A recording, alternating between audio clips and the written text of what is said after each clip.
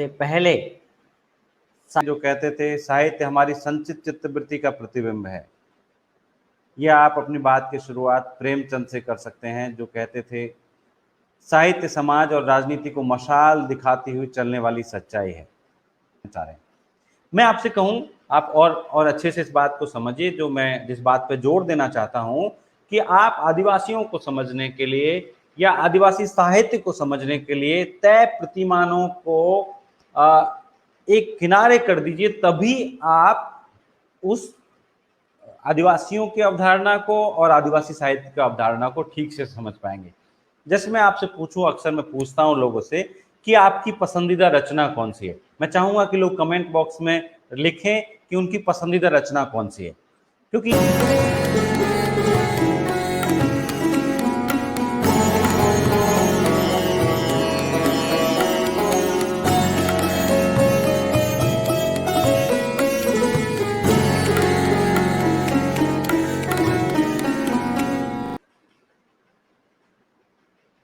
सबसे पहले मैं आज के इस व्याख्यान के आयोजन के लिए वाङ्मय पत्रिका, डॉक्टर फिरोज और विकास प्रकाशन का धन्यवाद अदा करता हूं कि उन्होंने मुझे ये अवसर दिया कि मैं आदिवासी साहित्य पर अपनी बात रख सकूं।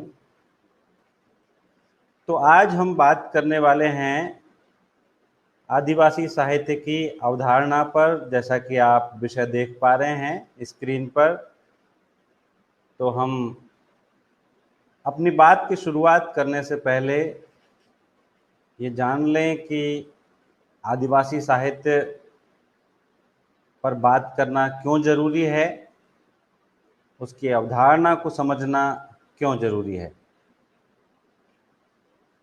मित्रों, साहित्य की जितनी परिभाषाएं दी जाती है, आप कहेंगे परिभाषाओं से क्या काम है, लेकिन आदिवासी साहित्य के महत्व को समझने के लिए हम अपनी बात की शुरुआत आदिवासी साहित्य से पहले साहित्य की अवधारणा या साहित्य की परिभाषाओं से शुरू कर सकते हैं।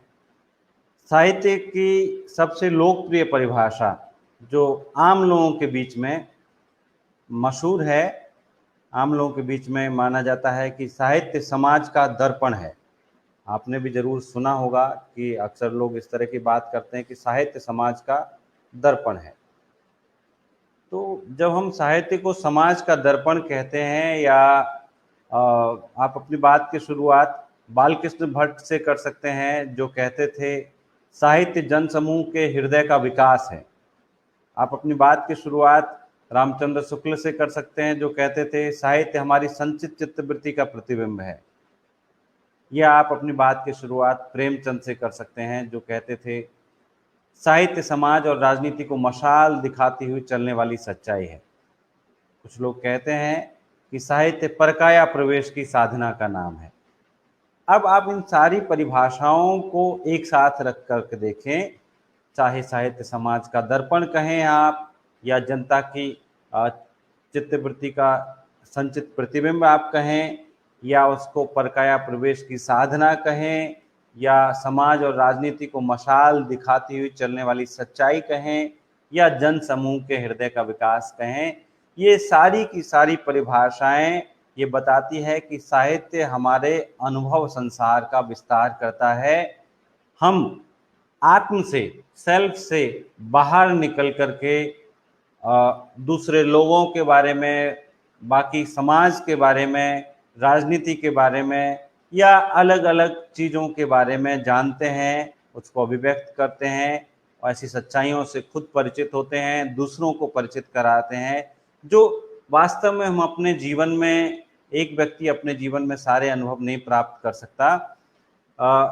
वो साहित्य उसको उस एक छोटे दायरे से बाहर निकाल करके और एक व्यापक संसार में ले जाता है। और आपने सुना ही होगा कि जहाँ ना पहुँचे रवि वहाँ पहुँचे कवि। यानी साहित्य में अनंत संभावनाएं हैं सोचने विचारने के लिए, दूसरों के अनुभव जानने के लिए, दूसरे के अंतर्मन को पढ़ने के लिए, और यही साहित्य का महत्व है। जब साहित्य इतना महत्वपूर्ण है कि वो हमारे सीमित दायरे को तोड़ करके उसका अतिक्रमण करके उसका विस्तार करता है, उसको बाहर ले जाता है, तो आप कल्पना करिए कि स्त्री साहित्य, दलित साहित्य और आदिवासी साहित्य, जिनको आजकल लोग अस्मितावादी साहित्य कहते हैं, पर मैं मुक्तिकामी साहित्य कहना ज़्यादा पसंद करता हूँ। तो जी, ये जो मुक्तिकामी साहित्य के आंदोलन है, ये स्वयं साहित्य के दायरे का भी विस्तार करते हैं। यानी साहित्य अपने आप में एक मनुष्य के दायरे का विस्तार करता है, और स्त्रीवादी साहित्य, दलित साहित्य और आदिवासी साहित्य स्वयं साहित्य मात्र के दायरे का विस्तार करते हैं, उसको व्यापक बनाते हैं और उसको लोकतांत्रिक बनाते हैं। लोकतांत्रिक इसलिए कह रहा हूँ कि अभी तक साहित्य को हम जिन परिप्रेक्ष्यों में समझते आए हैं, पढ़ते आए हैं, मुक्तिकामी साहित्य आने के बाद उसका दायरा बहुत विस्तृत हुआ है। आप ऐसे कोनों में पहुंचे हैं समाज के और अभिव्यक्ति के, जिनके बारे में पहले बात करना संभव नहीं था। तो इसलिए ये जो साहित्य है, साहित्य की जो नए आंदोलन है, ये बहुत महत्वपूर्ण है। और उसमें से भी आदिवासी साहित्य, आदिवासी साहित्य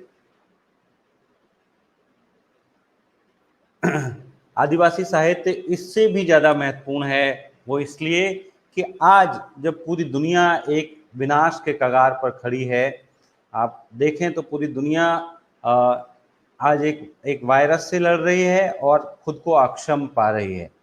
कभी हम पॉल्यूशन से लड़ते हैं, प्रदूषण से, और दुनिया भर के पर्यावरण विज्ञानी जब एक साथ बैठक करते हैं तो इस निष्कर्ष पर पहुंचते हैं कि दुनिया गंभीर खतरे में है, और इस गंभीर खतरे को हम आदिवासी दृष्टि से, आदिवासी जीवन शैली अपना करके टाल सकते हैं। जो पर्यावरण विज्ञानियों की बैठकें हैं, अगर आप उन बैठकों का सार पढ़ें, उनकी रिपोर्टिंग पढ़ें, तो उसमें इस निष्कर्ष पर पहुंचते हैं कि दुनिया को, पूरी सृष्टि को अगर हम विनाश से बचा सकते हैं तो वो आदिवासी दृष्टि से बचा सकते हैं। यानी आदिवासी दृष्टि या आदिवासी दर्शन बहुत महत्वपूर्ण चीज़ है, और आदिवासी दर्शन तक पहुंचने का रास्ता आदिवासी साहित्य है। आदिवासी साहित्य की अवधारणा पर बात करते वक्त अक्सर दो तीन तरह की बातें आपको सुनाई पड़ती है। जब आदिवासी साहित्य कहते हैं तो एक एक भ्रम की स्थिति भी पैदा करने की कोशिश होती है। बहुत सारे शोधार्थी, बहुत सारे अध्यापक, बहुत सारे विद्यार्थी, बहुत सारे पाठक एक भ्रम की स्थिति में भी है। इसलिए बार बार आदिवासी साहित्य की अवधारणा की बात करना जरूरी है। और मुझसे जब फिरोज जी ने बात की तो मैं और विषयों पर भी बात कर सकता था आदिवासी साहित्य संबंधी, लेकिन मैंने सोचा कि सबसे पहले हम अवधारणा को स्पष्ट करें। जो हमारे सैकड़ों, हजारों, लाखों पाठक हैं, वो पहले उनके मन में ये स्पष्ट हो, जो रिसर्चर हैं उनके मन में ये स्पष्ट हो कि आदिवासी साहित्य है क्या। तो आदिवासी साहित्य की जो पहली धारणा निकल करके आती है, पहली बात निकल करके आती है जब इसके बारे में हम बात करते हैं, कि आदिवासी साहित्य वो है जो आदिवासियों से संबंधित है। और फिर इसका इतिहास लोग कोई जैसे हमने एक आदिवासी साहित्य पे सेमिनार किया तो एक सज्जन ने इसी पे पेपर भेज दिया कि तुलसीदास के लेखन में आदिवासी साहित्य, यानी जो वन का चित्रण हुआ है तुलसीदास के लेखन में,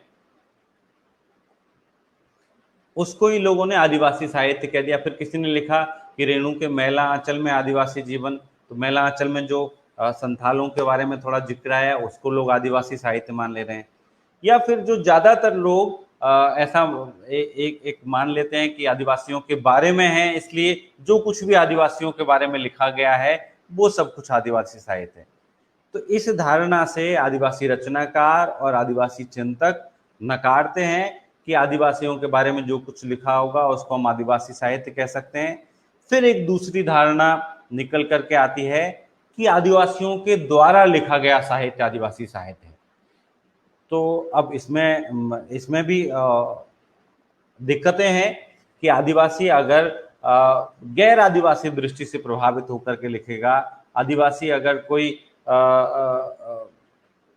पूंजीवादी दृष्टिकोण से लिखेगा, अगर ब्राह्मणवादी दृष्टिकोण से लिखेगा, तो क्या उसको भी आदिवासी साहित्य कहेंगे?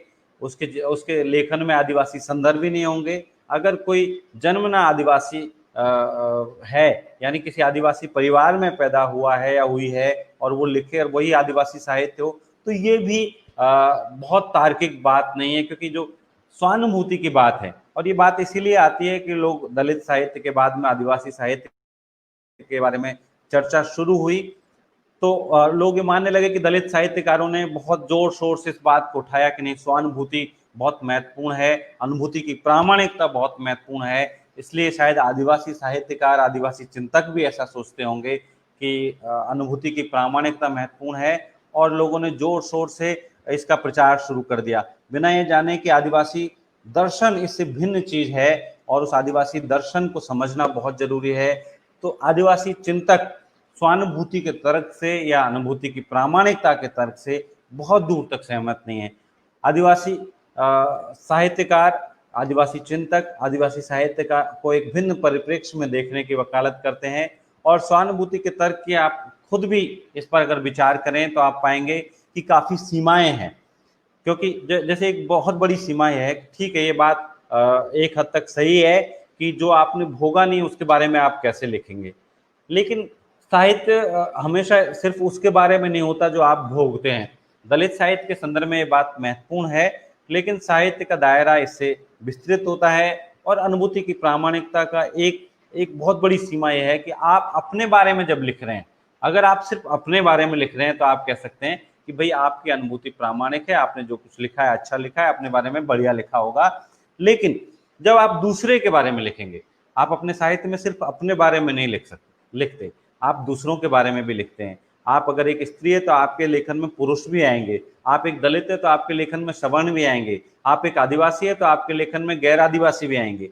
तो आपकी अनुभूति तो प्रामाणिक हो गई, आपके साथ जो हुआ वो प्रामाणिक हो गया, लेकिन आपने जो पुरुषों के बारे में लिखा, आपने जो गैर दलितों के बारे में लिखा, आपने जो गैर आदिवासियों के बारे में लिखा, वो कितना प्रामाणिक है। इसलिए अनुभूति की प्रामाणिकता के बजाय अभिव्यक्ति की प्रामाणिकता, यानी जो आपने लिखा है वो कितना प्रामाणिक बन पाया है, मेरे ख्याल से ये तर्क ज्यादा महत्वपूर्ण और ज्यादा सटीक मुझे दिखाई पड़ता है। और जब आदिवासी साहित्य की बात करते हैं तो आदिवासी साहित्य की बात करते वक्त हम उस अभिव्यक्ति की प्रामाणिकता को आधार बना करके ये एक परिभाषा निर्मित करने की कोशिश करते हैं, या एक आधार निर्मित करने की कोशिश करते हैं कि आदिवासी साहित्य वह है जिसमें आदिवासी दर्शन है। अब लेकिन एक बात आपसे मैं जरूर कहना चाहूंगा कि जब आप आदिवासी साहित्य की बात कर रहे हैं, आदिवासी दुनिया की बात कर रहे हैं, आदिवासियों के बारे में बात कर रहे हैं, तो अपने मन में ये स्पष्ट रखें कि जो आपने अब तक चीजों को समझने के प्रतिमान बनाए हुए हैं, उन प्रतिमानों को आप कुछ समय के लिए दरकिनार कर दीजिए, उनको अपने दिमाग से हटा दीजिए, उन पूर्वाग्रहों को और प्रतिमानों को, तो ही आप आदिवासी दुनिया और आदिवासी साहित्य के बारे में सही राय बना पाएंगे। ये बात मैं इसलिए कह रहा हूं, देखिए हम सबके अपने प्रतिमान होते हैं, हम चीजों को देखते हैं, उस देखने का एक नजरिया विकसित करते हैं, वो नजरिया कहाँ से आता है। मसलन मैं आपसे कहूं कि भाई आप तो सब बहुत पढ़े लिखे नजर आ रहे हैं, आपके बहुत सुंदर सुंदर कमेंट्स मेरे पास आ रहे हैं, तो अब पढ़े लिखे के लिए मैंने एक शर्त बना दी कि पढ़ा लिखा और समझदार वो है जिसको देखो, अब कौन जो फेसबुक पे उपलब्ध है, जो मेरा लाइव देख पा रहा है, जो हिंदी में टाइप करके कमेंट कर पा रहा है या कर पा रही है, मैंने एक शर्त निर्धारित कर दी, एक प्रतिमान बना दिया और आपसे कह दिया कि आप बहुत समझदार हैं क्योंकि आपके बड़े अच्छे अच्छे कमेंट्स आ रहे हैं। मैं आपसे कहूं आप और अच्छे से इस बात को समझिए, जो मैं जिस बात पे जोर देना चाहता हूं कि आप आदिवासियों को समझने के लिए या आदिवासी साहित्य को समझने के लिए तय प्रतिमानों को एक किनारे कर दीजिए, तभी आप उस आदिवासियों की अवधारणा को और आदिवासी साहित्य की अवधारणा को ठीक से समझ पाएंगे। जैसे मैं आपसे पूछूं, अक्सर मैं पूछता हूं लोगों से कि आपकी पसंदीदा रचना कौन सी है। मैं चाहूंगा कि लोग कमेंट बॉक्स में लिखें कि उनकी पसंदीदा रचना कौन सी है, क्योंकि ये बहुत ही दिलचस्प चीज है। आज आपसे जब मैं इसका जवाब दूंगा, उससे पहले मैं आपसे एक और सवाल पूछना चाहता हूं। आप इसमें यहाँ कमेंट बॉक्स में बताएं कि आपकी पसंदीदा रचना कौन सी, कोई भी कृति। तो जैसे आप कहते हैं किसी को कि ये व्यक्ति बड़ा सभ्य दिखाई पड़ रहा है, तो आप सभ्यता के, या ये व्यक्ति बहुत ही आधुनिक दिखाई पड़ रहा है, तो हमने कुछ प्रतिमान बना दिए आधुनिक और सभ्य, यानी उसके पास उसने अच्छे कपड़े पहने हुए हैं, अच्छी भाषा का प्रयोग कर रहा है, अच्छी कॉलोनी में रहता है, अच्छा घर उसके पास है, उसके अच्छे कॉन्टैक्ट्स हैं, उसके पास में एक आईफोन है, एक गाड़ी है, और हमने बता दिया कि देखो ये कितना मॉडर्न है, या कितना अमीर है, या कितना सभ्य है। हमने प्रतिमान बना दिए। तो ये प्रतिमान हमने बना दिए और इसके आधार पर हम शेष लोगों का भी मूल्यांकन करने लगते हैं कि वो लोग पढ़े लिखे हैं या नहीं है, वो लोग सभ्य है या नहीं है, वो लोग आधुनिक है या नहीं है, वो लोग अमीर है या नहीं है, वो भद्रजन है या नहीं है। तो हमने प्रतिमान बना लिए और उसके आधार पर हम डिसाइड करने लगे, निर्धारित करने लगे। ये प्रतिमान हमेशा आपके मूल्यांकन को बाधित करते हैं, आपके मूल्यांकन को प्रभावित करते हैं। इसलिए आदिवासी साहित्य पढ़ते वक्त, आदिवासी दुनिया से संवाद करते वक्त इन प्रतिमानों को किनारे रखना होगा। जैसे आपने, मेरे पास 3 जवाब आ गए हैं कि आपकी पसंदीदा रचना कौन सी है। उर्मिला जी कह रही है कि मेरी पसंदीदा रचना जूठन है। विनीता जी कह रही है कि मेरी पसंदीदा रचना धार है। ठाकुर दीक्षा सिंह कह रही है मेरी पसंदीदा रचना गोरा है। हिमांशु राजा कह रहे हैं, हिमांशु राज मुर्दहिया बता रहे हैं। और रमाकांत जी कह रहे हैं एक किताब का नाम लेना कठिन है, लेकिन फिर भी मैं राही मासूम रजा के आधे गांव को बताऊंगा। अब आपने जिन आनंद शुक्ला जी कह रहे हैं कि मुझे महाश्वेता देवी जी के उपन्यास पसंद है। अनुप्रिया जी कह रही हैं ग्लोबल गांव का देवता पसंद है। आदिनाथ जी कह रहे हैं कि जो इतिहास में नहीं है। इतने उदाहरण काफी है। ये सारी की सारी रचनाओं के बारे में आपको पता कैसे चला, आपकी पसंदीदा कैसे बनी? तो इसके लिए मैं आपको बताता हूं कि क्यों प्रतिमानों को थोपने में या क्यों पूर्वाग्रहों को मानने में दिक्कत है। क्योंकि जो भी रचनाएं आपने बताई है या आप जो भी रचनाएं बताएंगे इसके बाद में कमेंट बॉक्स में जो भी लिखेंगे या आपके मन में जो आ रहा है बाकी श्रोताओं के, वो उस रचना के लिए आपने कुछ शर्तें निर्धारित कर दी। उस रचना के बारे में आप जानते कैसे हैं? पहली बात, वो रचना प्रकाशित है, पब्लिश्ड। वो रचना, दूसरी शर्त, वो किसी बड़ी भाषा में है। हिंदी बहुत बड़ी भाषा है, हिंदी को आप छोटी भाषा मत समझिए। ज्यादातर जो रचनाएं हैं वो हिंदी की रचनाएं हैं, महाश्वेता देवी की बांग्ला की रचना है। यानी प्रकाशित होना, उसका बड़ी भाषा में होना। तीसरा, उसका लिखा हुआ होना। लिखा होगा तभी प्रकाशित होगा निश्चित तौर पर। यानी लिखा होना, टंकित, मुद्रित, लिखित होना, प्रकाशित होना, बड़ी भाषा में होना। इसके अलावा और शर्तें मैं आपको बता देता हूं।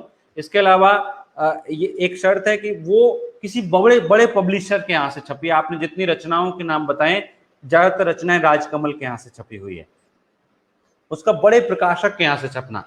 उसकी अगली एक और शर्त मैं आपको बता देता हूं, जिसके माध्यम से आप रचनाओं को जानते हैं कि वो आपके पाठ्यक्रम में शामिल होती है। एक शर्त ये हुई। उसकी एक और शर्त बता देता हूं कि वो बहुत प्रशंसित रचना होती है, बहुत सारे लोग उसकी तारीफ कर चुके होते हैं, तो उसके माध्यम से आप किसी रचना को जानते हैं। तो क्या जो हमने प्रतिमान, किसी ने गोदान कहा है, जूठन फिर से लिखा आ रहा है, आधा गांव लिखा आ रहा है, तो मैं ये कहूं कि जो रचना लिखित है, मुद्रित है, प्रशंसित है, पुरस्कृत है, पाठ्यक्रम में शामिल है, किसी बड़ी भाषा में है, क्या वही रचना अच्छी होगी?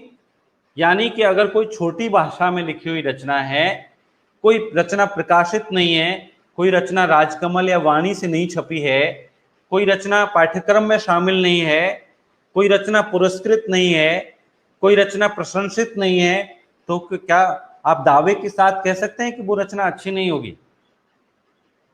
आप खुद एक बार इस प्रश्न पर विचार करिए कि जो आपने प्रतिमान निर्धारित किए हैं, वो प्रतिमान कितने प्रॉब्लमेटिक है, उनमें कितनी समस्या है किसी साहित्य का मूल्यांकन करने में, कि आपने निर्धारित कर लिया कि जो रचना मुद्रित होगी, लिखित होगी, जो रचना बड़ी भाषा में होगी, बड़ी जगह से छपी होगी, पाठ्यक्रम में शामिल होगी, पुरस्कृत होगी, प्रशंसित होगी, वही रचना अच्छी होगी।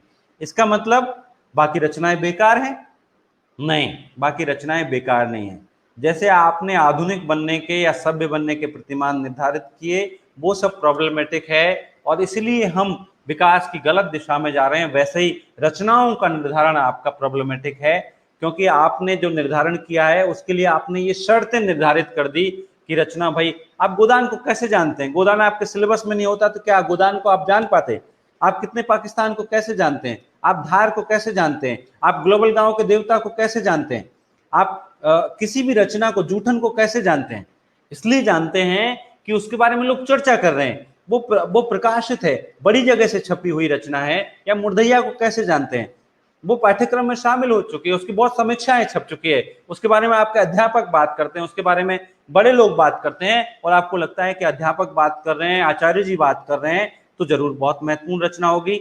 इसलिए मित्रों, मैं कहना चाहता हूं कि जब आप आदिवासी दुनिया में प्रवेश करें, जब आप आदिवासी साहित्य की दुनिया में प्रवेश करें, तो इन पूर्वाग्रहों को, इन मूल्यांकन के प्रतिमानों को एक किनारे करके रखें, तभी आप सही ढंग से आदिवासी दुनिया को और आदिवासी साहित्य को समझ पाएंगे।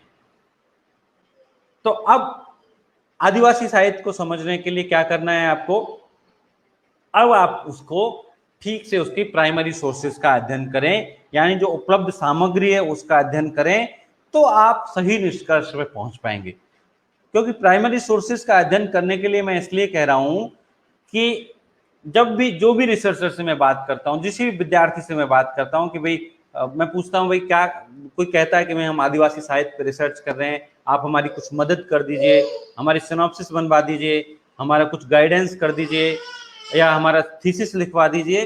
तो वो सारे लोग जब मैं उनसे पूछता हूं कि आपने क्या पढ़ा है आदिवासी साहित्य के बारे में, कौन सी रचनाएं आपने पढ़ी है, तो सब लोगों का जवाब होता है, हमने तो भाई ये ग्लोबल गांव के देवता पढ़ा है, हमने धार पढ़ा है, हमने फला पढ़ा है। यानी कुल मिलाकर के रणेंद्र, संजीव,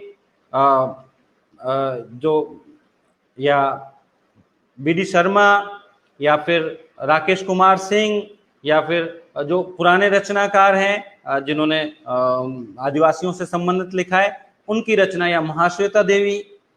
यानी अगर मेरे पास 20 कॉल आते हैं एक महीने में, या 20 ईमेल आते हैं, तो उनमें से 1-2 लोग ऐसे होते हैं जो आदिवासी रचनाकारों का नाम जानते हैं, या आदिवासी साहित्य की मौखिक परंपरा से परिचित हैं। बाकी सब लोग आदिवासी रचनाकारों के बारे में जानते भी नहीं।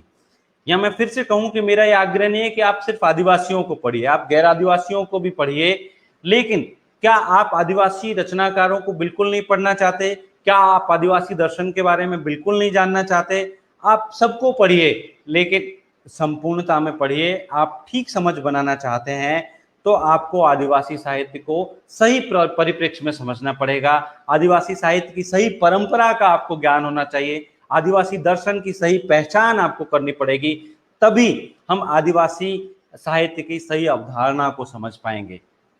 तो आदिवासी साहित्य की अवधारणा को समझना, और आदिवासी दर्शन को समझना, और आदिवासी साहित्य की परंपरा को समझना, ये तीनों पैरेलल, समानांतर चलने वाली प्रक्रियाएं हैं। जब तक आपको आदिवासी परंपरा का सही बोध नहीं होगा, आदिवासी साहित्य की परंपरा का सही बोध नहीं होगा, आप आदिवासी दर्शन को नहीं समझ पाएंगे। आप आदिवासी दर्शन को ठीक से नहीं समझ पाएंगे, आप आदिवासी साहित्य को भी नहीं समझ पाएंगे, और आदिवासी साहित्य की परंपरा को भी ठीक से नहीं समझ पाएंगे। ये तीनों आपस में जुड़ी हुई चीजें हैं। तो इसलिए अब आदिवासी साहित्य की शुरुआत कहाँ से, उसकी परंपरा क्या है, क्योंकि उसी में से अवधारणा निकलेगी, फिर उसी में से आदिवासी दर्शन निकलेगा। तो मित्रों, अगर आप आदिवासी दुनिया के बारे में जानना चाहते हैं, और अगर आप उन पर्यावरण विज्ञानियों से, पर्यावरणविदों से सहमत होते हुए आदिवासी विश्व दृष्टि, आदिवासी दर्शन के बारे में जानना चाहते हैं, तो आपको उसके सबसे ऑथेंटिक सोर्स आदिवासी लिटरेचर है, आदिवासी साहित्य है, और आदिवासी साहित्य में भी सबसे प्रामाणिक स्रोत आदिवासी साहित्य की मौखिक परंपरा है। आदिवासी साहित्य की मौखिक परंपरा, जिसको वंदना टेटे जोड़ देकर के पुरखा साहित्य कहते हैं, उस पुरखा साहित्य से आपको अपने अध्ययन की शुरुआत करनी चाहिए। और जो शोध की प्रक्रिया में पहला पड़ाव होता है रिव्यू ऑफ लिटरेचर, यानी संबंधित साहित्य की समीक्षा। हमारे शोधार्थी क्या करते हैं कि 3-4 थीसिसों के नाम दे देते हैं, और कि भाई इस विश्वविद्यालय में ये थीसिस लिखी गई, इसमें ये लिखी गई, और कह देते हैं कि देखो ये हमारा रिव्यू ऑफ लिटरेचर हो गया, संबंधित साहित्य की समीक्षा हो गई। ये संबंधित साहित्य की समीक्षा नहीं है। उस साहित्य को आप पढ़िए, उसके बारे में एक राय बनाइए, उसके बारे में जो कुछ लिखा गया है उसको पढ़िए, उसकी समीक्षा करिए। वो चाहे वो लेख हो, किताब हो, आधार ग्रंथ को तो आपको पढ़ना ही है, उसके बारे में जो कुछ भी लिखा हुआ है, आलोचना लिखी हुई है, समीक्षाएं लिखी हुई है, उसको पढ़िए और तब उसके बारे में विश्लेषण करिए कि उसमें क्या चीजें आ गई है और क्या चीजें छूटी हुई है। तभी आप अपने विषय का सही निर्माण कर पाएंगे, आप आदिवासी साहित्य की अवधारणा को ठीक से समझ पाएंगे। तो जो मौखिक परंपरा है या पुरखा परंपरा है, वो सबसे आधारभूत चीज है आदिवासी साहित्य को समझने के लिए, इसलिए उसका अध्ययन बहुत महत्वपूर्ण है। उसका अपने अध्ययन की शुरुआत वहीं से करनी चाहिए आपको, क्योंकि पुरखा परंपरा में देखिए आदिवासी समाज बाहरी समाज से बहुत अलग समाज है, बल्कि बहुत कटा हुआ समाज है, और संस्कृतिकरण की प्रक्रिया से पहले बाहरी समाज से इतना अलग है। बाहरी समाज के लोग आदिवासियों के बारे में बहुत कम जानते हैं और ना के बराबर। अब जो लोग आदिवासी क्षेत्रों में नौकरी करते हैं, कोई घूमने जाता है, वो दावा करने लगते हैं कि हम आदिवासी साहित्य लिख रहे हैं, हम आदिवासियों के बारे में बहुत जानते हैं, हमसे अच्छा कोई नहीं जानता। तो मैं उनसे आग्रह करता हूं कि एक बार आप पुरखा साहित्य से संवाद करिए, तो आपको अपनी सीमाएं पता चलेंगी, आपके लेखन की सीमाएं पता चलेंगी कि आदिवासी दर्शन, आदिवासी विश्व दृष्टि कैसे अलग है। तो मैं पुरखा साहित्य बार बार मैं कह रहा हूं, ये इसकी भी एक वजह है। देखिए उसको मैं जानबूझ करके लोक साहित्य नहीं कह रहा, और वंदना टेटे इस बारे में एकदम स्पष्ट राय व्यक्त करती है, कोई भी अवधारणा है वो जितनी सेल्फ से डिफाइन होती है उतनी अदर से भी डिफाइन होती है। अभी दिन है क्योंकि रात नहीं है। सेल्फ यानी एक दिन की बात हम कर रहे हैं, और दिन क्या है? दिन वो है जो रात नहीं है, वो अदर से भी परिभाषित होता है। तो इसी प्रकार से जो लोक क्या है? लोक वो है जो शास्त्र नहीं है।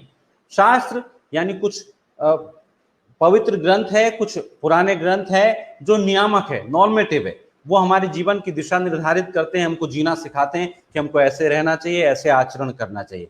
जो उन शास्त्रों से, उन नॉर्मेटिव जो हमारे ग्रंथ हैं, उनसे अलग चीजें हैं जो आम लोगों के बीच में प्रचलित है, जो मौखिक परंपरा में प्रचलित है, हम उसको लोक कहते हैं। लेकिन चूंकि आदिवासी परंपरा में, आदिवासी दुनिया में कोई भी चीज शास्त्र या पवित्र ग्रंथ के रूप में मौजूद नहीं है। कोई कुरान, बाइबल, गीता, वेद कुछ नहीं है।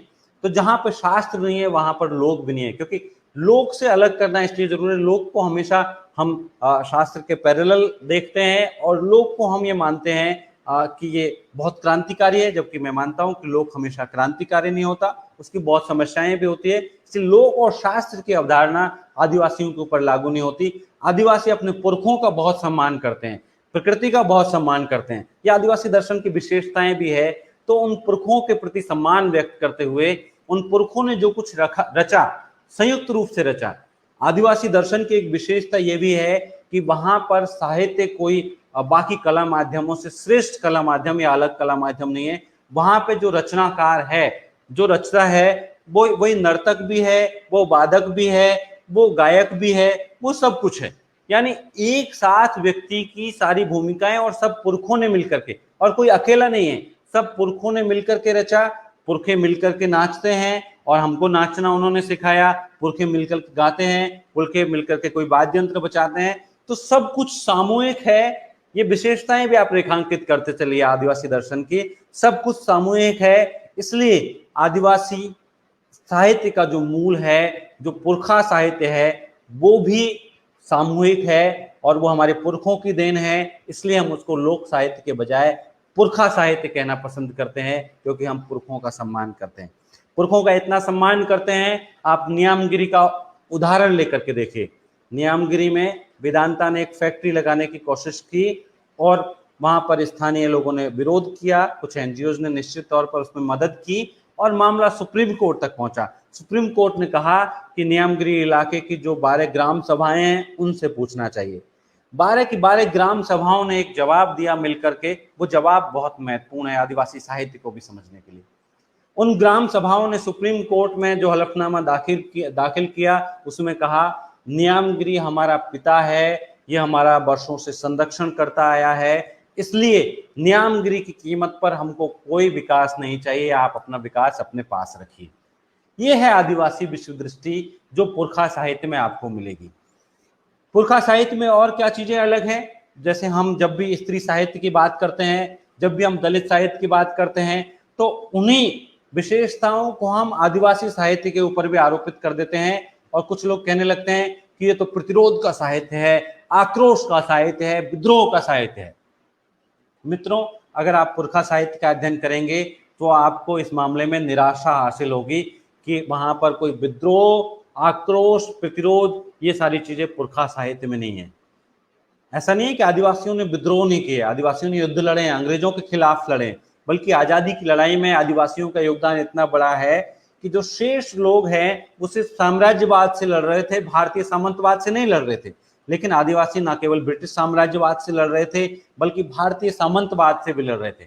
आप सीधो कानों के संथाल हुल को आप देख लीजिए, आप बिरसा मुंडा के उलगुलान को देख लीजिए, तो आदिवासियों का एक अलग दर्शन है उसके लड़ाई के बारे में भी। लेकिन जब आप पुरखा साहित्य का अध्ययन करते हैं तो वहां पर आप पाएंगे कि बहुत ही सहजता है, प्रकृति के सौंदर्य का वर्णन है, इंसानी रिश्तों के सौंदर्य का वर्णन है, कोई लड़ाई झगड़ा, प्रतिरोध, विद्रोह कुछ नहीं। एक बड़ी दिलचस्प बात मैं आपको बताना चाहता हूं। फादर हाफमैन ने इंसाइक्लोपीडिया मुंडारिका का संकलन किया, उसमें उन्होंने 3000 के आसपास मुंडारी गीत भी संकलित किए और उन गीतों को अध्ययन करते हुए प्रोफेसर वीर भारत तलवार एक दिलचस्प निष्कर्ष पर पहुंचते हैं कि जो मुंडारी गीत है उनमें कहीं भी प्रेम का त्रिकोण होने पर कोई लड़ाई, कोई मारकाट नहीं है। कि अक्सर आप देखते हैं और आप प्रेम को बड़ी क्रांतिकारी चीज मानते हैं और प्रेम में जब कोई तीसरा व्यक्ति आ जाता है, तीसरा पुरुष या तीसरी स्त्री जो भी आ जाता है, तो उसके बाद में या तो एक ऐसी असहज स्थिति पैदा हो जाती है कि या तो मार दो या मर जाओ। लेकिन आदिवासी गीतों में ऐसे प्रसंग नहीं है। वहां पर जब तीसरा व्यक्ति आता है तो जो प्रेमी पात्र है जिसको छोड़ करके कोई व्यक्ति जा रहा है, उससे कहता है कि तुम जहां जा रहे हो या जा रही हो वहां पे खुश रहना, अपना ख्याल रखना। यानी प्रेम का ये जो मूल्य है वो भी वहां पर अलग रूप में मौजूद है। अब आप इसके कारण ये कह सकते हैं कि भाई वहां पर सामूहिकता, सामुदायिकता ज्यादा महत्वपूर्ण है, इसलिए किसी व्यक्ति का ईगो कि मुझसे कोई चीज छीन ली गई है, जो सामने वाले व्यक्ति की इच्छा भी महत्वपूर्ण है कि अगर वो जाना चाहता है या जाना चाहती है तो उसको जाने दिया जा रहा है, उसकी इच्छा महत्वपूर्ण है और सामूहिकता महत्वपूर्ण है कि हम अपने समूह के साथ, अपने समुदाय के साथ रहेंगे, हम किसी एक व्यक्ति के लिए लड़ेंगे झगड़ेंगे नहीं। तो ये एक भिन्नता है आदिवासी दर्शन में, आदिवासी मूल्यों में। अब क्योंकि जब हम आदिवासी साहित्य में प्रकृति की बात करते हैं तो प्रकृति को लोग कहेंगे भाई छायावाद में भी प्रकृति है, फला साहित्य में प्रकृति है। तो आदिवासियों के लिए प्रकृति वही नहीं है जो हिंदी के साहित्यकारों के लिए है। और हिंदी के साहित्यकारों को मैं इसलिए अलग कर रहा हूं कि हिंदी आदिवासियों की भाषा नहीं है, वो गैर आदिवासियों की भाषा है। आदिवासियों ने धीरे धीरे अभी पिछले 50 सालों में सीखी है, कुछ लोग उसमें हिंदी में लिखने भी लगे, उसकी मैं बाद में बात करूंगा। लेकिन आदिवासियों के लिए प्रकृति का मतलब वो है जो आपने नियमगिरी के बारे में सुना, यानी वो पुरखा है प्रकृति, नदियां, पहाड़, जंगल, वो सब कोई पिता है, कोई माँ है, कोई भाई है, कोई बहन है। उनके साथ आदिवासियों का रिश्ता यह है। प्रकृति आलंबन और उद्दीपन की चीज नहीं है कि वो आपके प्रेम को जागृत करने के लिए कोई माहौल बनाए, इसकी चीज नहीं है। प्रकृति सम्मानित चीज है, वो हमारे पुरखों के बराबर सम्मानित है, उसकी श्रेणी में वो शामिल होती है। तो इसलिए मित्रों, आदिवासी साहित्य का आपको अध्ययन करना है, आदिवासी दर्शन का आपको अध्ययन करना है, या आदिवासी साहित्य की अवधारणा को समझना है, तो उसके मूल स्रोत यानी जो मौखिक परंपरा का साहित्य है, जो पुरखा साहित्य है, उसका अध्ययन सबसे पहले आपको करना होगा। और वो देश की 500 से ज्यादा भाषाओं में बिखरा हुआ पड़ा है। मैं जानता हूं कि कुछ श्रोताओं को आश्चर्य होगा कि देश में इतनी भाषाएं भी, निश्चित तौर पर। और मैं जब भाषाएं पद का प्रयोग कर रहा हूं तो सोच समझ करके प्रयोग कर रहा हूं।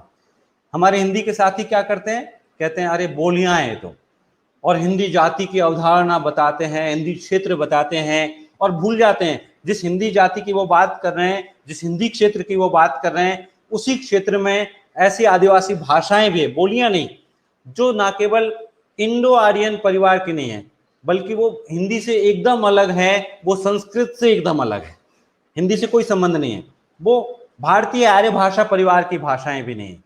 मसलन गोंडी, मुंडारी, कुड़ुख, संथाली, इनमें से कुछ भाषाएं, जैसे गोंडी द्रविड़ भाषा परिवार की भाषा है, कुडुख वगैरह ऑस्ट्रो एशियाई भाषा परिवार की भाषाएं हैं। और भाषा परिवारों का निर्धारण आप जानते ही होंगे, मुझे बताने की जरूरत नहीं है कि 3 आधारों पर उसकी जो मौलिक शब्दावली है, उसकी मूल ध्वनियां हैं और उसका व्याकरण है, इसके आधार पर किया जाता है। इसमें समानताएं होती है तो उनको एक भाषा परिवार के अंदर डाल दिया जाता है।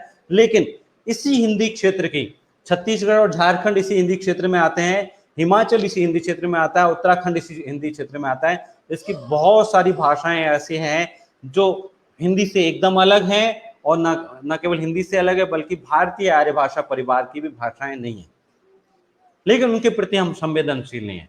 इस देश में आज भी 700 से ऊपर जीवित भाषाएं हैं और उनमें से हम सिर्फ 22 भाषाओं के बारे में सामान्य तौर पर जानते हैं जो हमारी शेड्यूल लैंग्वेजेज है। 8वीं अनुसूची की में जो शामिल भाषाएं हैं उनको हम सिर्फ भाषाओं के रूप में जानते हैं, बाकी सब हमको बोली मान लेते हैं। बाकी बोलियां नहीं है। पूरे भाषा वैज्ञानिक आधार पर, पूरे तर्कों के आधार पर मैं कह रहा हूं कि वो सब भी भाषाएं हैं।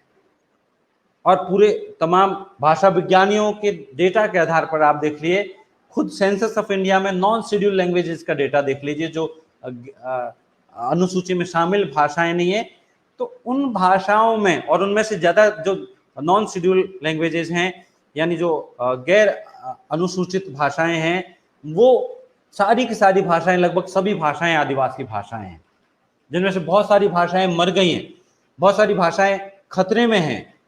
उसमें हम आखिर में अलग से बात करेंगे। लेकिन उन भाषाओं में मौखिक साहित्य की, पुरखा साहित्य की समृद्ध परंपरा है। बहुत कम भाषाओं में मुंडारी जैसा काम हो पाया है। जैसे मुंडारी में फादर हाफमैन ने किया, जगदीश त्रिगुणायत ने किया और कई लोगों ने किया, खुद रामदयाल मुंडा ने किया। आज भी कई रिसर्चर काम कर रहे हैं उसको मुंडारी की कथाओं का संग्रह करने का, उनके गीतों का संग्रह करने का। लेकिन देश की ज्यादातर भाषाओं में ये संग्रह नहीं हो पाए हैं। जैसे हमारे एक साथी ने दक्षिण राजस्थान की भीलों की भाषाओं का संग्रह किया, हमारे गोंडी के साथी उषा किरण आतराम जी और सुनेर सिंह ताराम जी जो गुजर चुके हैं उन्होंने, और फिर उससे पहले मोतीरावन कंगाली जी, उन्होंने गोंडी भाषा का संकलन किया। विक्रम चौधरी जी वहाँ की भीलों की भाषा के, उनकी कथाओं और गीतों का संकलन कर रहे हैं।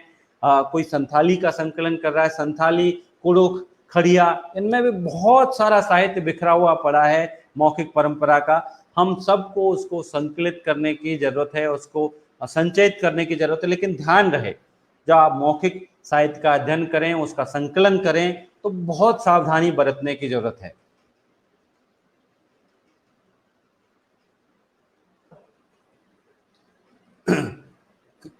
आजकल हम पाठालोचना पे बहुत कम बात करते हैं तो हम सामान्य तौर पे हिंदी की जो उपभाषाएं हैं उन तक हम अपनी बातचीत को सीमित रखते हैं। जब आप इसको थोड़ा और व्यापक रूप में देखेंगे तो आदिवासी भाषाओं का, मैं कह रहा हूँ, सावधानी बरतने की क्यों जरूरत है, क्योंकि जब आप संकलन के लिए जाएंगे तो आपकी भाषा के और आपके अपने पूर्वाग्रह, हर भाषा की एक विचारधारा होती है। मैं जिस भाषा का व्यवहार करता हूँ, आप जिस भाषा का व्यवहार करते हैं, उस भाषा का बहुसंख्यक समुदाय, जिस इलाके की वो भाषा है, जिन लोगों की वो भाषा है, उनके जो विचार होंगे वो उस भाषा में धीरे धीरे आ जाते हैं। तो भाषा की एक विचारधारा होती है और जब हम संकलन करने जाते हैं तो हम उसमें अपने विचारों को, अपने संस्कारों को आरोपित करने लगते हैं। इसलिए अगर आप किसी भाषा का संकलन करना चाहते हैं, आदिवासी साहित्य की अवधारणा को समझने के लिए, आदिवासी साहित्य के इतिहास को समझने के लिए, तो उस भाषा के साहित्य के संकलन से पूर्व आपको एक अच्छा फील्ड वर्क करना चाहिए। और अच्छा फील्ड वर्क क्या है, इसको लेकर के हमारे समाज विज्ञान के लोग बहुत दिलचस्प बात कहते हैं कि आपका फील्ड वर्क वो नहीं कि आप गए और किसी मित्र, क्या करते हैं आप फील्ड वर्क में जनरली, एक तो भाषा साहित्य के लोग बहुत फील्ड वर्क करते नहीं, साहित्य के लोग खासतौर पे जो लोग करते हैं क्या करते हैं, किसी मित्र के माध्यम से उस इलाके में जाएंगे जहां पे फील्ड वर्क करना है, एक प्रश्नावली बनाएंगे, सवाल पूछेंगे और आ जाएंगे। इससे आप क्या जाने उन लोगों के बारे में, कुछ नहीं जाने। तथ्यों के आधार पर फील्ड वर्क नहीं होता। फील्ड वर्क उस दिन शुरू होता है, हमारे समाज विज्ञान के साथी कहते हैं, कि जिस दिन आपकी उपस्थिति स्थानीय लोग महसूस करना बंद कर दें, यानी आप वहां पर जाकर के रहें, उनके जैसा जीवन जीने लगे, उनके जैसा आचरण करने लगे, तो धीरे धीरे वो आपकी उपस्थिति महसूस करना बंद कर देंगे और आपको सारी बातें सच बताएंगे।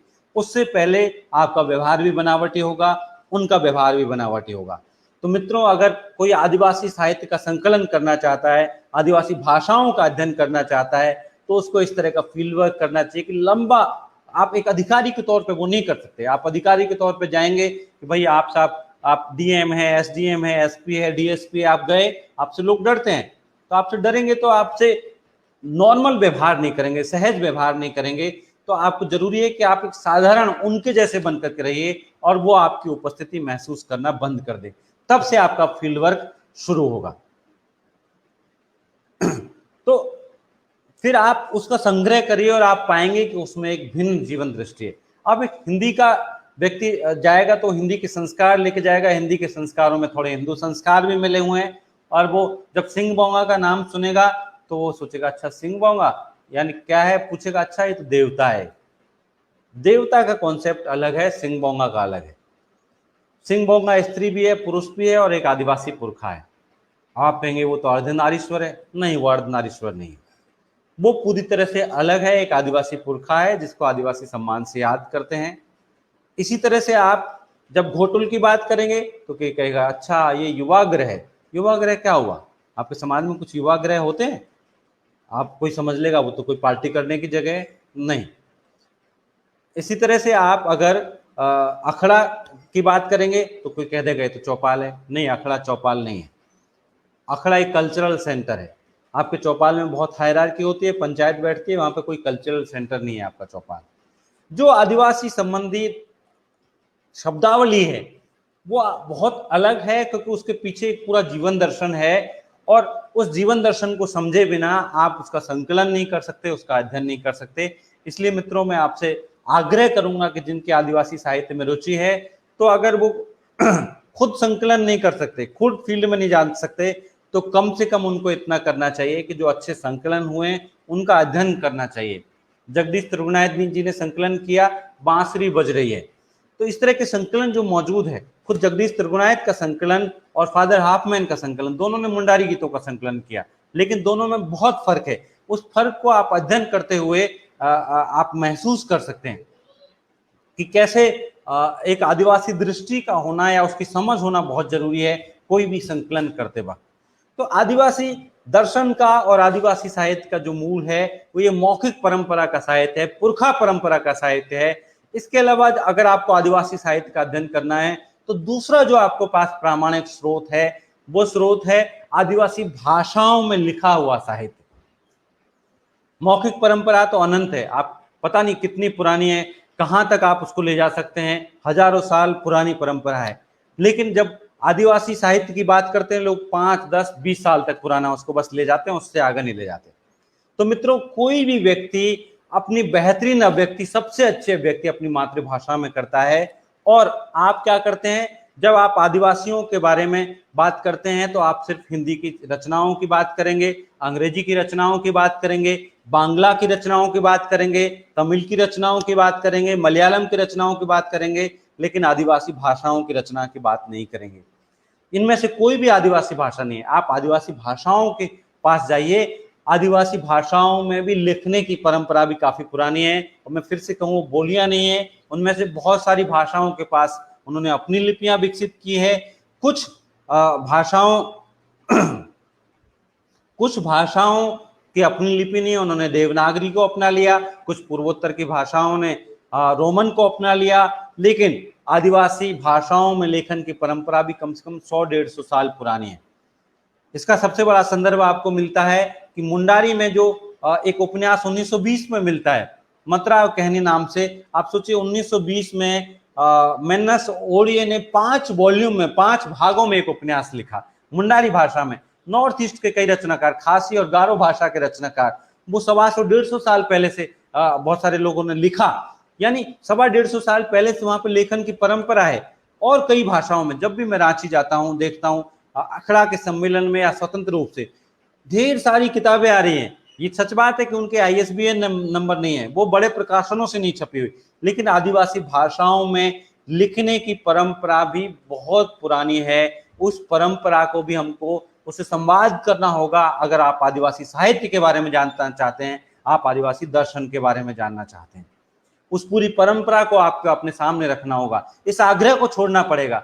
हमारा आग्रह क्या है कि भाई हम हमारा अंग्रेजी साहित्य का विभाग है, हम अंग्रेजी के अलावा और किसी रचना को शामिल नहीं करेंगे, क्योंकि मैं जानता हूँ ज़्यादातर जो शोधार्थी हैं या अध्यापक हैं वो किसी न किसी डिपार्टमेंट से जुड़े हुए हैं। हमारा हिंदी का विभाग है, हम संथाली की रचना को शामिल नहीं करेंगे, हम कुड़ुक की रचना को शामिल नहीं करेंगे, हम गोंडी की रचना को शामिल नहीं करेंगे। आप मलयाली का विभाग है हमारा, हमारा मराठी का विभाग है, हम भीली की रचना को शामिल नहीं करेंगे।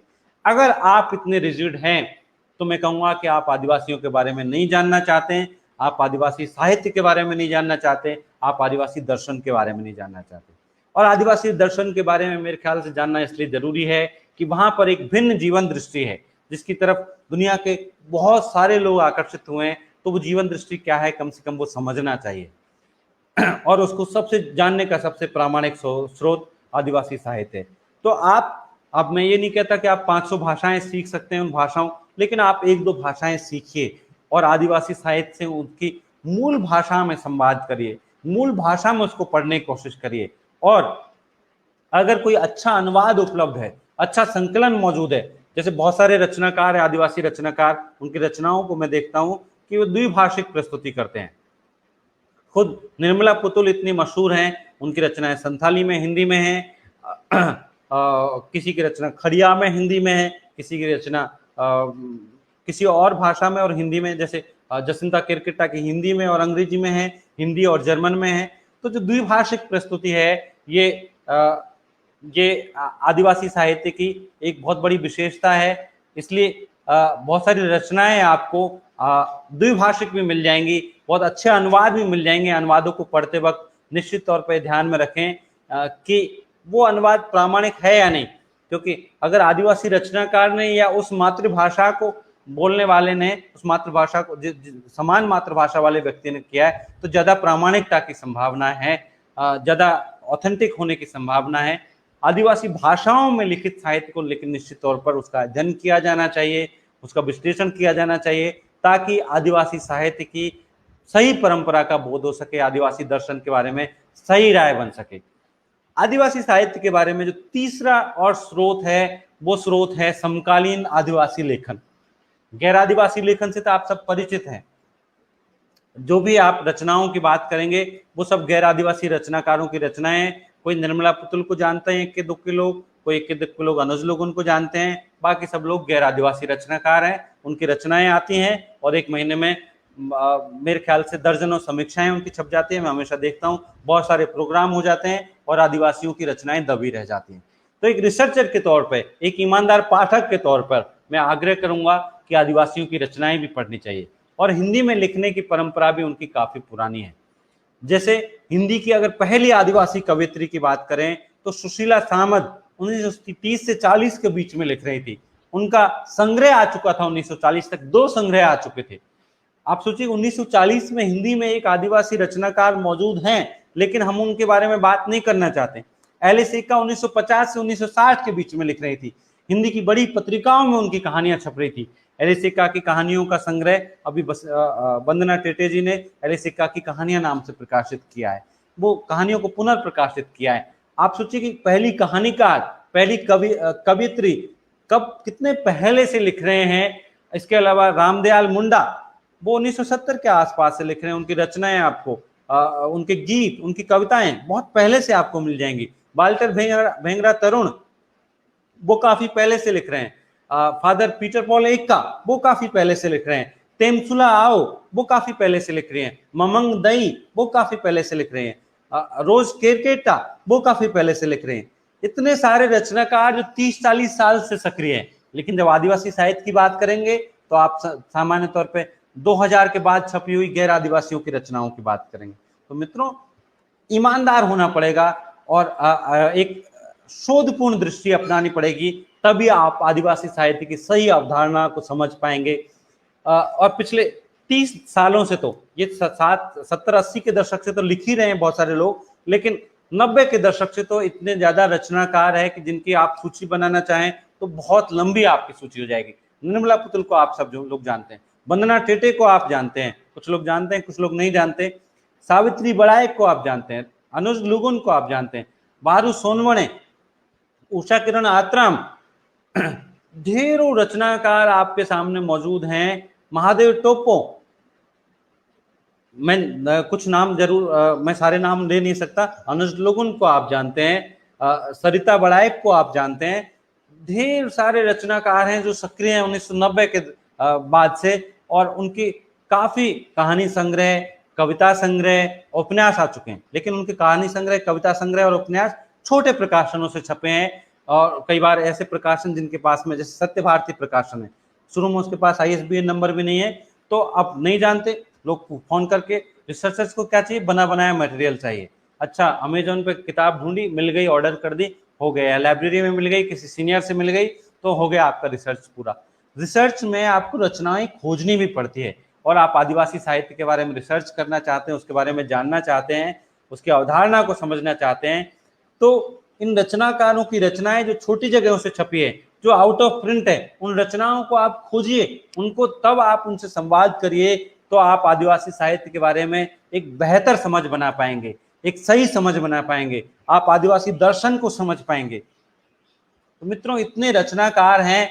आप योशे दोर्जी थोंगसी, वो अभी जोराम यालाम, जंगली फूल नाम से उनका उपन्यास आया, बहुत ही अच्छा उपन्यास। इतने से हरिराम मीना जी, उनका धूणिता पे तीर इतना मशहूर है। शंकर लाल जी, जिनके व्यंग और कहानियां इतनी मशहूर है। इतने रचनाकार बिखरे पड़े, उन्होंने इतना लिखा है कि कोई संस्मरण लिखा है, कोई कहानियां, कोई कविताएं। और मैं कहूंगा कि ये सब कुछ, मंगल सिंह मुंडा जिन्होंने छैला संधू लिखा, ये जो रचनाएं हैं, ये सब रचनाएं हिंदी के तर्ज पे लिखी हुई, इसलिए आपको पढ़ने में दिक्कत नहीं, कोई दूसरी भाषा में आपको नहीं जाना पड़ रहा। आपको कोई नए कोई सैद्धांतिकी पहले नहीं पढ़नी पड़ रही, आपको उन रचनाओं से कम आप संवाद कर सकते हैं। बहुत सारे कमेंट्स आ रहे हैं, लेकिन मैं अभी उन कमेंट्स के जवाब नहीं दे पाऊंगा, क्योंकि उससे ध्यान थोड़ा भंग होता है, और मैं 10-12 मिनट में अपनी बात खत्म करने की कोशिश करूंगा।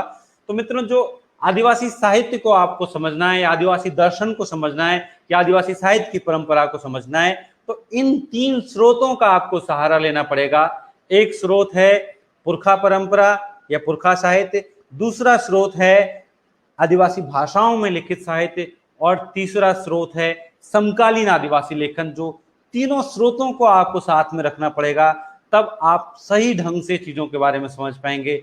आपने जाना कि कैसे आदिवासी दर्शन सामूहिकता का दर्शन है, सह अस्तित्व का दर्शन है, सहजता का दर्शन है, सामाजिकता का दर्शन है, समूह महत्वपूर्ण है।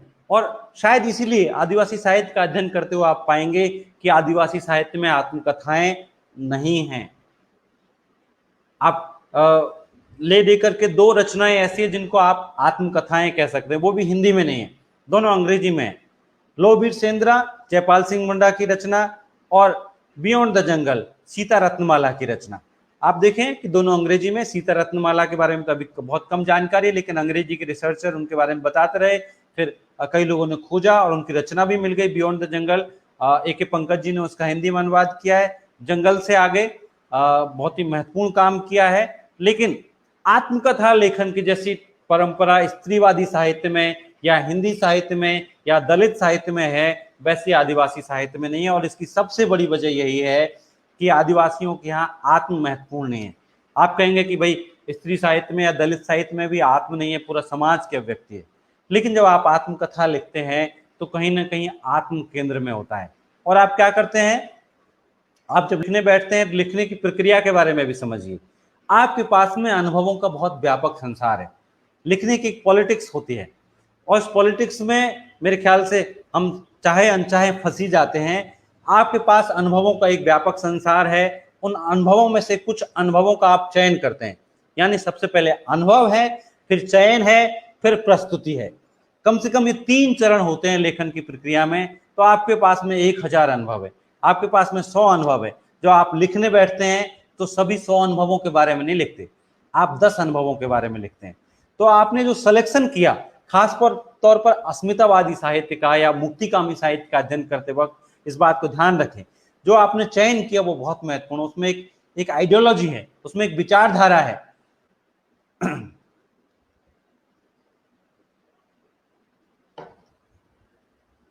आप ऐसे प्रसंगों का चयन नहीं करना चाहेंगे जिससे आप स्वयं कटघरे में खड़े हो। तो आप कैसे प्रसंगों का चयन करेंगे? आप ऐसे प्रसंगों का चयन करेंगे जिसमें आप उत्पीड़ित दिखा सकें खुद को। इसलिए मित्रों, मुक्तिकामी साहित्य का अध्ययन करते वक्त एक मेथोडोलॉजी, एक मेथड जरूर अपनाएं। वो मेथड क्या है, वो तरीका क्या है उसको जांचने का, आप उसमें ये भी देखें कि उसका विजन कैसा है। और उसका विजन जांचने का सबसे बड़ा तरीका यह है कि दूसरी उत्पीड़ित अस्मिताओं के बारे में क्या बातें आई है, क्योंकि लेखक अपनी रचना प्रक्रिया में बहुत सारी चीजें छिपा जाता है, लेकिन बहुत सारी चीजें नहीं भी छिपा पाता चाह करके भी। वो अपने आप को उत्पीड़ित दिखा रहा होता है, लेकिन कई बार वो खुद एक्सपोज भी हो रहा होता है। तो जो अनुभव संसार है उसमें से जो चयन किया, और जब आप लिख रहे होते हो तो आप भोगता नहीं होते, आप उस वक्त भोग नहीं रहे, भोगा आपने 20 साल पहले, 10 साल पहले या किसी और दिन। और आप जब लिखने होते हो तो आप उसमें प्रस्तुति के वक्त आपकी आइडियोलॉजी आप में लेकर के आते हो, चाहे अनचाहे, और उसमें चीजें काफी बदल जाती है। और आत्मकथा में ये पॉलिटिक्स बहुत होती है, ये जो एक मैनिपुलेशन वो बहुत होता है।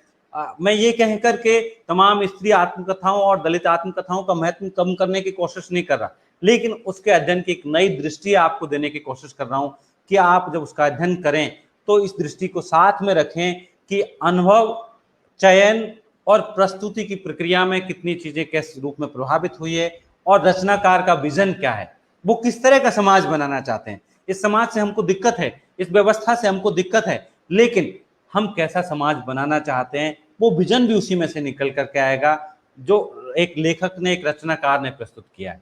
तो मित्रों, जब आपको पूरे समाज को अभिव्यक्त करना है, पूरी सृष्टि को अभिव्यक्त करना है, सिर्फ समाज को नहीं, पूरी सृष्टि को, क्योंकि आदिवासी दर्शन में सिर्फ मनुष्य केंद्रित नहीं है, वहां पर पूरा समाज केंद्रित है, सभी प्राणी केंद्रित है, ना केवल प्राणी बल्कि जीव जगत में जितनी भी चीजें, नदियां, पहाड़, जंगल, वो भी महत्वपूर्ण है। और इसी मायने में मैं कह रहा हूं, एक इसमें दो बातें कहना चाह रहा हूं। एक, इसमें आत्म महत्वपूर्ण है, इसलिए आत्म महत्वपूर्ण नहीं है, इसलिए यहाँ पर गीत ज्यादा मिलेंगे आपको, कविताएं ज्यादा मिलेंगी, आत्मकथाएं नहीं मिलेंगी। दूसरी बात आदिवासी दर्शन से संबंधित कहना चाहता हूं कि जब आपके यहाँ पर मनुष्य केंद्रित नहीं है तो आपका दर्शन भी एकदम भिन्न हो जाएगा। अक्सर हम बड़े गर्व से के साथ कहते हैं, बड़े घमंड के साथ कहते हैं कि मनुष्य 84 लाख योनियों में सर्वश्रेष्ठ है। देखिए हमारा दिमाग कितना तेज चलता है, हमने कितना कुछ डेवलप किया, लेकिन उसका नतीजा देख लिया आपने क्या हुआ। ये मनुष्य केंद्रित विकास के लिए हम और पैसा जुटाना चाहते हैं। जो व्यक्तिगत संपत्ति की अवधारणा आई, बेसिकली वो मनुष्य केंद्रित विकास के वजह से आई। ये मेरा प्लॉट है, ये मेरा आईफोन है, ये मेरा लैपटॉप है, ये मेरी गाड़ी है, मैं मुंह, ये क्या हुआ। आदिवासी दर्शन मनुष्यता की श्रेष्ठता के इस दावे को खारिज करता है। आदिवासी दर्शन मानता है कि सभी प्राणी महत्वपूर्ण है, पूरा जीव जगत सब कुछ महत्वपूर्ण है, इसलिए हर किसी को बचाया जाना जरूरी है, पूरी सृष्टि को बचाया जाना जरूरी है। आप दोनों के फर्क को समझिए। ये गर्भोक्ति जो रामस्वरूप चतुर्वेदी हिंदी साहित्य और संवेदना के विकास में कहते हैं कि मनुष्य सारे चिंतन के केंद्र में आ गया आधुनिकता आते ही। ये मनुष्य केंद्रित चिंतन का ही परिणाम है कि हमने मनुष्यों के लिए बहुत सुविधाएं जुटाई और जुटाने की कोशिश कर रहे हैं, लेकिन हमारी डाइवर्सिटी पूरी तरह से नष्ट हो चुकी है, हमारी विविधता पूरी तरह से नष्ट हो चुकी है, और इसलिए सृष्टि के ऊपर बहुत बड़ा खतरा उपस्थित हो गया है। अगर आपको सृष्टि को बचाना है तो इस विविधता को आपको बचाना पड़ेगा, इस डाइवर्सिटी को बचाना पड़ेगा। वो दृष्टि आपने अंदर विकसित करनी पड़ेगी जो कह सके कि नियमगिरी हमारा पिता है। बाकी लोगों के लिए नियमगिरी क्या है, या और कोई पहाड़, कोई नदी, कोई जंगल क्या है, प्राकृतिक संसाधन, नेचुरल रिसोर्सेज जिससे आप मुनाफा कमा सकते हैं। आदिवासियों के लिए ये नहीं है। आदिवासियों के लिए पुरखा है, उसका वो सम्मान करते हैं। अगर वो एक पेड़ लगाते हैं, काटते हैं अपने रहवास के लिए, तो 10 पेड़ लगाते भी हैं। आपको सिर्फ मुनाफा चाहिए। हमारी दृष्टि कितनी कलुषित हो चुकी है कि जब कोयला घोटाला होता है, उसमें आया अंग्रेज अखबारों में कि 1 लाख करोड़ या कितने पता नहीं, हम उसमें जीरो गिन रहे थे, कितने शून्य है। लेकिन आपने विचार किया कि जहां से वो कोयला निकाला गया, जहां पे बांध बनाए जाते हैं, इससे कौन विस्थापित हो रहा है? नहीं, आपने विचार किया। ये एक दृष्टि है, एक पहलू है, लेकिन ये सब कुछ नहीं है आदिवासी साहित्य का कि वो इसके इस तरह के पहलुओं पर बात करे। आदिवासी साहित्य इस पूंजीवादी, आदिवासी दर्शन इस पूंजीवादी विकास के मॉडल को खारिज करता है, और इस मायने में ये दलित साहित्य से अलग भी है। दलित साहित्य पूंजीवादी विकास के मॉडल के समर्थन में एक तरह से खड़ा दिखाई पड़ता है, क्योंकि जो पूंजीवादी विकास का मॉडल है, विकास का पूंजीवादी मॉडल है, ये आपको जाति से एक हद तक लिबरेट करता है। अब मॉल में घुसते वक्त कोई आपकी जाति नहीं पूछ रहा, आप अमेजोन से कुछ खरीद रहे हैं तो कोई आपकी जाति नहीं पहुंच रहा, आप जो चाहे वो खरीद सकते हैं। तो जो विकास का पूंजीवादी मॉडल है वो आपको लिबरेट करता है, जाति से एक हद तक मुक्ति देता है। आप अंग्रेजी जानते हैं, आप अच्छे शिक्षित हैं तो आपको अच्छी जगह नौकरी मिल सकती है, जाति के बंधन को कमजोर करता है। लेकिन यही जो पूंजीवादी मॉडल है विकास का, ये आदिवासियों को तहस नहस करता है, आदिवासियों को बर्बाद करता है। इसलिए आदिवासी इसके खिलाफ है, आदिवासी इसको नहीं चाहते। आदिवासी दर्शन विकास के पूंजीवादी मॉडल को खारिज करता है, उसके खिलाफ खड़ा होता है। मेरी बातचीत में अगर आपने गौर किया तो साथ साथ में मैं आदिवासी दर्शन की विशेषताएं भी आपको बताता चल रहा हूं।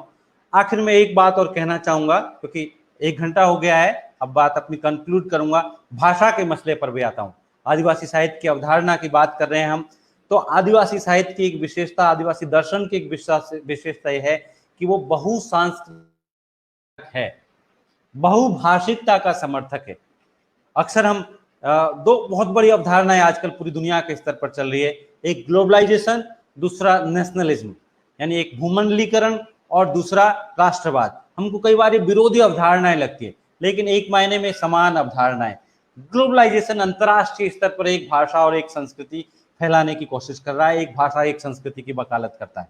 और नेशनलिज्म या राष्ट्रवाद देश के स्तर पर एक भाषा, एक संस्कृति, एक धर्म की स्थापना करने की कोशिश कर रहा है। और ये सिर्फ भारत में नहीं हो रहा, पूरी दुनिया में हो रहा है। जगह जगह पर आपको ऐसा दिखाई पड़ेगा, नेशनलिज्म की एक नई बयार हर जगह पर आपको दिखाई पड़ेगी।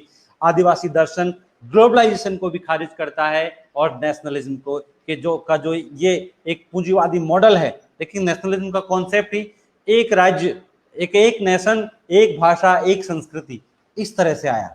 भारत एक बहुभाषिक देश है, बहुसांस्कृतिक देश है, और दुनिया में जहां जहां आदिवासी है वो हमेशा बहुभाषिकता और बहुसांस्कृतिकता का समर्थन करते हैं।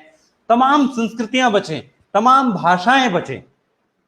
आप जानते हैं, अगर आपने भाषा ट्रस्ट का आंकड़ा देखा है तो भाषा ट्रस्ट ने लगभग 10 साल पहले एक अपना डेटा प्रस्तुत किया और कहा कि पिछले 5 दशकों में करीब 250 भारतीय भाषाएं मर गई।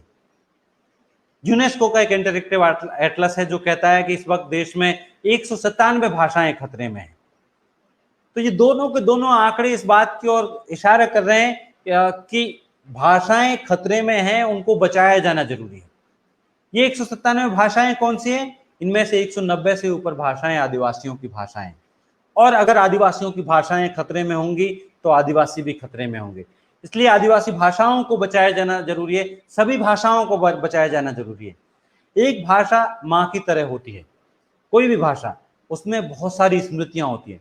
जैसे हम माँ की गोद में बैठ करके पूछ सकते हैं आपके ज़माने में क्या होता था, क्या चीज़ें थी, मैं बचपन में क्या करता था, लेकिन माँ के मरने के बाद नहीं पूछ सकते। आज मेरे पास छोटे बच्चे हैं और मैं जानना चाहता हूँ मैं बचपन में कैसा था, लेकिन मेरी माँ गुजर चुकी, मैं नहीं जान सकता। मैं दूसरे स्रोतों से पूछता हूँ, लेकिन वो जानकारी नहीं मिल सकती जो माँ से मिलती है। ऐसे ही एक भाषा के पास में ऐसी असंख्य स्मृतियां, असंख्य अतुल्य ज्ञान होता है, असीमित ज्ञान होता है। अगर कोई भाषा मरती है तो उसके साथ में वो असीमित ज्ञान, वो स्मृतियां, सब कुछ मर जाता है, सब कुछ खत्म हो जाता है। इसलिए मित्रों, आदिवासी दर्शन भाषाओं को बचाने की वकालत करता है, उन भाषाओं में वापस जाने की वकालत करता है, उन भाषाओं को संरक्षित करने की वकालत करता है। आप भाषाओं को नहीं बचा सकते, कम से कम उसमें जो ज्ञान राशि है, उसमें जो संचित ज्ञान है, उसको संरक्षित कर सकते हैं। अगर आप सच में संवेदनशील हैं, आप सच में आप लोकतंत्र में यकीन करते हैं। मैं अपनी बात को इस लाइन के साथ में, इस पंक्ति के साथ में कंक्लूड करना चाहता हूं कि अगर हम लोकतंत्र में यकीन करते हैं तो लोकतंत्र को हमें समावेशी बनाना पड़ेगा। लोकतंत्र संकीर्ण करेंगे तो दिक्कत होने लगेगी। लोकतंत्र एक भाषा के लिए, एक धर्म के लिए, एक संस्कृति के लिए या एक इलाके के लिए होगा तो लोकतंत्र अपने मूल अर्थ खो देगा। लोकतंत्र तभी सार्थक और महत्वपूर्ण है जब वो समावेशी हो, इंक्लूसिवनेस हो उसमें। इसी प्रकार से साहित्य भी तभी महत्वपूर्ण है जब उसमें इंक्लूसिवनेस हो, हमारी सोच भी तभी महत्वपूर्ण है जब उसमें इंक्लूसिवनेस हो, एक समावेशीपन हो। तो अगर आप लोकतंत्र को समावेशी बनाना चाहते हैं, साहित्य को समावेशी बनाना चाहते हैं, तो आपको उसमें सभी भाषाओं के साहित्य को शामिल करना पड़ेगा। आपकी सोच के दायरे में सभी भाषाओं के साहित्य को शामिल करना पड़ेगा, सभी दर्शनों को शामिल करना पड़ेगा। तो शायद हम एक बेहतर समाज का निर्माण कर पाएंगे। और इसी समावेशी दृष्टि को अपनाते हुए आप आगे बढ़ सकते हैं और आदिवासी भाषाओं का संरक्षण करना चाहिए, आदिवासी साहित्य का संरक्षण करना चाहिए। और निश्चित तौर पर जो गैर आदिवासियों ने लिखा है उसको भी पढ़िए और दोनों को साथ में रख करके पढ़िए, फर्क आपको महसूस हो जाएगा। मेरा आग्रह सिर्फ ये है कि आदिवासियों का लिखा हुआ भी पढ़िए, आदिवासी भाषाओं से भी संवाद करिए और आदिवासी साहित्य की सही परंपरा का आप नॉलेज प्राप्त करिए, पुरखा साहित्य का अध्ययन करिए, आदिवासी भाषाओं में लिखे हुए साहित्य का अध्ययन करिए, आदिवासियों के लिखे हुए से संवाद करिए, तो आप स्वयं आदिवासी साहित्य की अवधारणा को ज्यादा अच्छे से समझ सकेंगे, आदिवासी दर्शन को ज्यादा अच्छे से समझ सकेंगे, बल्कि आप दुनिया को देखने का एक बेहतर नजरिया भी आप प्रस्तुत कर सकेंगे, समझ सकेंगे, और आप एक सृष्टि को बचाने की दिशा में भी कदम उठा पाएंगे। आखिरी एक बात और जोड़ना चाहता हूं, कोई ये कह सकता है कि भाई आदिवासी दर्शन की वैचारिक की क्या है, इसकी सैद्धांतिक की क्या है, तो मैं कहूंगा इसकी सैद्धांतिक की, इसका मूल, इसका अगर कोई विचार है तो वो आदिवासी दर्शन है और वो पुरखा परंपरा में मौजूद है। फिर भी अगर आप किसी थिंकर को सामने लाना चाहते हैं तो आदिवासी में कोई ऐसा एक थिंकर नहीं है, जैसे मार्क्सवाद में मार्क्स एंगल्स हैं, अम्बेडकरवाद में अम्बेडकर हैं, या स्त्रीवाद में सिमोन और दूसरे जो रचनाकार हैं या थिंकर हैं। आदिवासी दर्शन में ऐसा कोई एक थिंकर नहीं है, लेकिन फिर भी अगर जिनकी रुचि है उनको जयपाल सिंह को पढ़ना चाहिए, उनको रामदयाल मुंडा को पढ़ना चाहिए, उनको हेराल्ड स्टोपनो को पढ़ना चाहिए।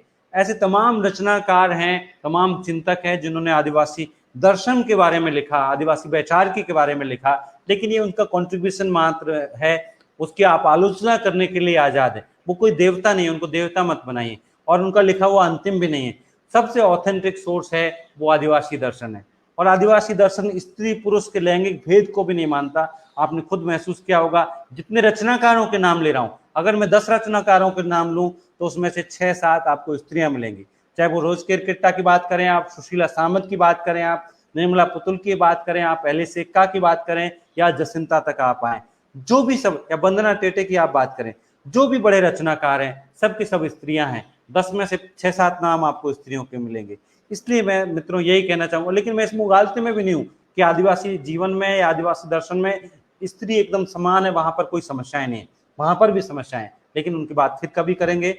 जंगली फूल आप पढ़ सकते हैं, उसमें कुछ समस्याओं का जिक्र है, लेकिन एक बेहतर और एक अलग जीवन दर्शन से संवाद का एक अवसर है आपको, और वो जानने का सबसे ऑथेंटिक सोर्स आदिवासी साहित्य है। इसी परिप्रेक्ष्य में आदिवासी साहित्य की अवधारणा को समझें।